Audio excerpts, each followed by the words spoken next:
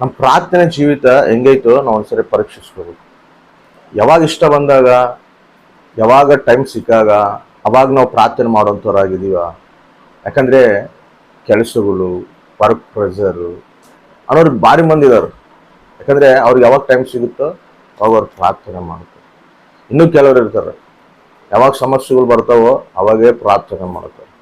ಅಂದರೆ ಇವ್ರಿಗೊಂದು ಕ್ರಮ ಇರೋದಿಲ್ಲ, ಪ್ರಾರ್ಥನೆ ಕ್ರಮ ಅನ್ನೋದು ಇರೋದಿಲ್ಲ. ನೋಡ್ರಿ, ನಿಮ್ಮ ಜೀವಿತಗಳಲ್ಲಿ ಯಾವ ರೀತಿ ಪ್ರಾರ್ಥನೆ ಆಯ್ತು ಅಂತೇಳಿ ಹೊಸ ಪರೀಕ್ಷಿಸ್ತು. ಯಾವ ರೀತಿ ಪ್ರಾರ್ಥನೆ ಇರಬೇಕಂದ್ರೆ, ಒಂದೂರಲ್ಲಿ ಒಬ್ಬ ಮುದುಕನಿರ್ತಾನೆ. ಆತನೇನು ಮಾಡ್ತಿರ್ತಾನಂದ್ರೆ, ಡೈಲಿ ಒಂದು ಚರ್ಚ್ ಹತ್ರ ಬಂದು ಕರೆಕ್ಟ್ ಮಧ್ಯಾಹ್ನ 12 ಗಂಟೆಗೆ ಬಂದು ಪ್ರಾರ್ಥನೆ ಮಾಡ್ಕೊಂಡು ಹೋಗ್ತಿರ್ತಾರೆ. ಸರಿ ಅಂತೇಳಿ ಆತ ಮುದುಕನು ಹೋಗ್ತಿರುವಾಗ ಆಕ್ಸಿಡೆಂಟ್ ಆಗ್ತದೆ. ಆಕ್ಸಿಡೆಂಟ್ ಆದಾಗ ಅಲ್ಲಿರೋ ವ್ಯಕ್ತಿಗಳು ಏನು ಮಾಡ್ತಾರೆ, ಮುದುಕನ್ ತಗೊಂಡೋಗಿ ಹಾಸ್ಪಿಟಲ್ಗೆ ಅಡ್ಮಿಟ್ ಮಾಡ್ತಾರೆ. ಆ ಹಾಸ್ಪಿಟಲ್ ವಾತಾವರಣ ಹೆಂಗಿರ್ತದೆ ಅಂದರೆ, ಅಲ್ಲಿ ನರ್ಸರು ಸರಿಯಾಗಿ ಟ್ರೀಟ್ ಮಾಡ್ತಿರೋದಿಲ್ಲ ಈ ಪೇಷಂಟ್ಸ್ನ. ಈ ಪೇಷಂಟ್ಸ್ ಎಲ್ಲರೂ ಆ ನರ್ಸ್ ಮೇಲೆ ಭಯಂಕರವಾಗಿ ಅರ್ಸೋದು, ಜಗಳ ಮಾಡೋದು, ಸರಿಯಾಗಿ ಟ್ರೀಟ್ ಮಾಡ್ತಿಲ್ಲ, ಸರಿಯಾಗಿ ನೋಡ್ಕೊಂತಿಲ್ಲ ಅಂತೇಳಿ ಇವರೆಲ್ಲ ಅಸಮಾಧಾನ ವ್ಯಕ್ತಪಡಿಸ್ತಾ ಇರ್ತಾರೆ. ಅವ್ರ ಮಧ್ಯದಲ್ಲಿ ಈ ವ್ಯಕ್ತಿನ ಅಡ್ಮಿಟ್ ಮಾಡ್ತಾರೆ. ಮಾಡಿದ್ದಾಗ ಕೆಲವು ದಿನಗಳು ನಡೀತಿರುವಾಗ ಎಲ್ಲರ ಸ್ವಭಾವಗಳು ಚೇಂಜ್ ಆಗ್ಬಿಡ್ತವೆ. ಯಾರು ಆ ನರ್ಸ್ ಮೇಲೆ ಅರಸೋದಿಲ್ಲ, ಎಲ್ಲರೂ ಸಮಾಧಾನ ಆಗ್ತಾರೆ.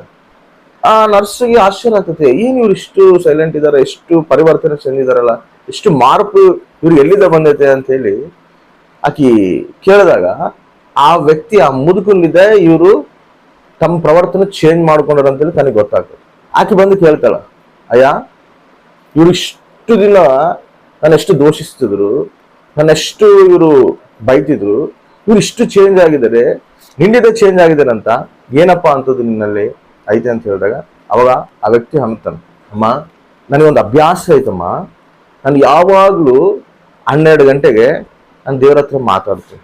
ಬಟ್ ನನಗೆ ಆಕ್ಸಿಡೆಂಟ್ ಆಗದಾಗಿದ್ದ ನಾನು 12 ಗಂಟೆಗೆ ಹೋಗಿ ದೇವ್ರನ್ನ ಮೀಟ್ ಆಗಕ್ಕೆ ನನ್ನ ಕೈಲಿ ಆಗಿಲ್ಲ. ಯಾಕಂದರೆ ನಾನು ಇಲ್ಲೇ ಅಡ್ಮಿಟ್ ಆಗಿದ್ದೀನಲ್ಲ. ಆದರೆ ನನ್ನ ದೇವರು ನನ್ನ ಹತ್ರನೇ ಬಂದಿದ್ದಾನೆ. ಕರೆಕ್ಟ್ 12 ಗಂಟೆಗೆ ನನ್ನ ಮಾತಾಡಿಸಿ ಹೋಗ್ತಾ ಇದ್ದಾನೆ.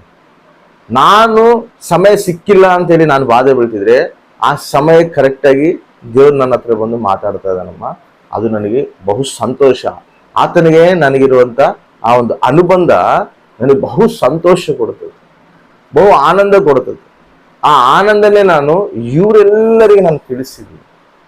ಇವರು ಕೂಡ ಅದೇ ರೀತಿಯಲ್ಲಿ ಆನಂದಿಸ್ತದೆ. ಇವ್ರಲ್ಲಿ ಬಂದಿರೋ ಚೇಂಜಸ್ ಅದಮ್ಮ ಅಂತೇಳಿ ಹೇಳ್ತಾರೆ. ನೋಡ್ರಿ, ವ್ಯಕ್ತಿ ತನ್ನ ಪ್ರಾರ್ಥನೆ ಜೀವಿತವನ್ನು ಅದಕ್ಕೊಂದು ಸಮಯ ಇಟ್ಟಿದ್ದಾನ, ಅದಕ್ಕೊಂದು ಕ್ರಮ ಇಟ್ಟಿದ್ದಾನ. ಆ ಒಂದು ಸಮಯದಲ್ಲೇ ಹೋಗಿ ಏನ್ ಮಾಡ್ತಾನೆ, ದೇವ್ರ ಹತ್ರ ಮೀಟ್ ಆಗ್ತದ. ನೀವು ಯಾವುದೇ ಸಮಯ ತಗೋರಿ, ಒಂದು ಕ್ರಮ ಇರ್ಬೇಕು. ಪ್ರಾರ್ಥನೆಯಲ್ಲಿ ಒಂದು ಸಮಯ ಇಟ್ಕೋಬೇಕು. ಮುಂಜಾನೆ ಎದ್ದು ಕೂಡ ಒಂದು ಸಮಯ ಇಟ್ಕೋಬೇಕು. ಆ ಸಮಯದಲ್ಲಿ ನೀನು ಹೋಗಿ ದೇವ್ರನ್ನ ಮೀಟ್ ಆಗ್ಬೇಕು, ದೇವ್ರ ಹತ್ರ ಮಾತಾಡ್ಬೇಕು. ಆ ಸಮಯದಲ್ಲಿ ದೇವ್ರು ಬರ್ತಾನೆ, ಬಂದು ನಿನ್ನ ಹತ್ರ ಮಾತಾಡ್ತಾನೆ. ಪ್ರತಿದಿನ ಅಯ್ಯೋ ನನ್ನ ಮಗಳು ಇನ್ನೂ ಬಂದಿಲ್ಲಲ್ಲ, ಯಾವಾಗಲೂ ಬರ್ತಿದ್ಲಲ್ಲ ಈ ಟೈಮಿಗೆ ಅಂತೇಳಿ ದೇವ್ರು ಕಾಯ್ತಿರ್ತಾನೆ. ಆ ಒಂದು ಸತ್ಸಂಬಂಧ ದೇವ್ರ ಹತ್ರ ನಾವು ಇಟ್ಕೋಬೇಕು. ಅದು ಬಹು ಆಶೀರ್ವಾದಕರವಾದದ್ದು. ಆ ಪ್ರಾರ್ಥನೆ ಇಟ್ಕೋಬೇಕು. ಯಾವಾಗೋ ಪ್ರಾರ್ಥನೆ ಮಾಡಿದೆ, ಯಾವಾಗೋ ಸಮಯ ಸಿಕ್ಕಾಗ ಪ್ರಾರ್ಥನೆ ಮಾಡಿದೆ, ಅನಾರೋಗ್ಯ ಬಂದಾಗ ಪ್ರಾರ್ಥನೆ ಮಾಡಿದೆ, ಸಮಸ್ಯೆ ಬಂದಾಗ ಪ್ರಾರ್ಥನೆ ಮಾಡಿದೆ, ಇಲ್ಲ ಯಾವಾಗೋ ಚರ್ಚಿಗೆ ಹೋದಾಗ ಪ್ರಾರ್ಥನೆ ಮಾಡಿದೆ. ಅದೇ ಟೈಮಿಂಗ್ ಇರಲ್ಲ ನನ್ನ ಮಾತು. ಯಾವಾಗ ಟೈಮ್ ಸಿಕ್ಕುತ್ತೋ ಅವಾಗ ಪ್ರಾರ್ಥನೆ ಮಾಡೋದು. ಆ ರೀತಿ ಮಾಡಬಾರ್ದಂತಲ್ಲ, ಮಾಡ್ರಿ. ಯಾವಾಗ ಸಮಯ ಸಿಕ್ತಿತ್ತೋ ಪ್ರಾರ್ಥನೆ ಮಾಡ್ರಿ. ಆದ್ರೆ ನಾವು ಪ್ರತಿದಿನ ದೇವ್ರ ಹತ್ರ ಮೀಟ್ ಆಗಕ್ಕೆ ಒಂದು ಸಮಯ ಇಟ್ಕೋಬೇಕು. ಆ ಸಮಯ ಖಚಿತವಾಗಿ ಹೋಗಿ ನಾವು ದೇವ್ರ ಹತ್ರ ಕಳಿಬೇಕು. ಒಂದು 1 ಅವರ್ ಹೆಚ್ಚು ಕಮ್ಮಿ ಆದ್ರೂ ಆ ಸಮಯನ ನಾವು ದೇವ್ರ ಹತ್ರ ಟೈಮ್ ಸ್ಪೆಂಡ್ ಮಾಡಬೇಕು.